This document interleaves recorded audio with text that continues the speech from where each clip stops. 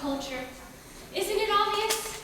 I love the Philippines, the celebration of my everyday.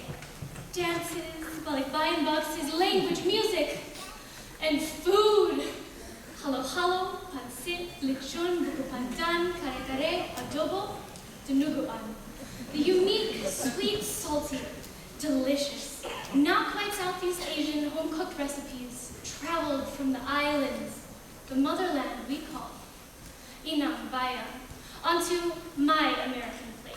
Not your American plate, not nobody's exotic, fine-looking island person, not your erotic, effeminate, aphrodisiac, orientalist, yellow fever, desire disease affliction, but what boils in the hottest melting pot, an aftermath of indigenous and foreign Molotov cocktails, bouncing ecstatic rhythm of my lifestyle, adrenaline of moving with my community, moving for my identity, because I can forget the doubt. Subtle, bitter doubt. I'm not Filipino enough, I'm not American enough, I'm not Filipino, I'm not American, I'm not Asian, I'm not supposed to be here. But I am. This is why I need my culture, my insatiable craving for belonging and expression for my kasama, kababayan, kaibigan, my pamilya. Because I'm still in the melting pot.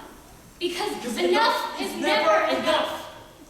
I am starving for the history denied, full of footnotes and patriotism, bloated with the hot air of empires, living every day with the burden of decolonization. The third world, developing world, recovering world burden to unravel the distorted meaning from the white man's burden of democracy, of nation, of civilization to someday achieve true justice and liberation. I'm not half devil, half child.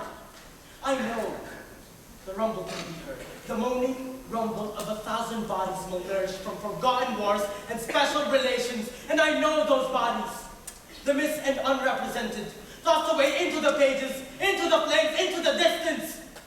A death toll of the first Filipino-American veterans when they became Filipino-American in the benevolent baptism by fire called the Philippine-American War. But I shall ignite them from their ashes, renewing a fire, returning this borrowed tongue. And I know this frightens. I should have all fires that thirst for every last blood-red drop of their history denied. So dare it be tried to send this spirit into Samar-Saling wilderness before it be whispered, America is in the heart. Venture it be echoed, no room in the Eurocentric curriculum, no justice for Filipino-American veterans, no Filipinos allowed. No, this appetite never leaves, is never appeased, because my passion refuses to be ignored, because enough is never enough. I am starving for an audience, pressed as we all feel, against time, pressed to savor every instant, devoured in temporal frenzy, to make up for lost time. And in that, we decay. Ears deafen when no one speaks, stories fade when untold, interest wanes when malnourished. Our palates taste not, tongues become lost, and we become weak. But no, not tonight. Tonight, an overdue taste of what we really need, of an audience to nourish us into immortality, to feed and be fed by that eternal stream of thought, the ambrosia and nectar of God, of myth, of folklore. That is what we live for. So you're starving for a culture? Yes. And you're starving for a history? Yeah.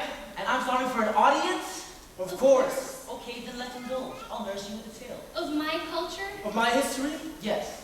So you will hear the tale of cannibals and fools? Maybe. Of consumption and corruption? Perhaps. Of the Philippines and America? Yes. We begin with the butcher and the chef. The night is sticky and desperate. The people are hungry and denied. Not a comedy? Oh yes, a comedy. Of the absurd and vicious kind. The kind that tears itself apart and eats itself alive.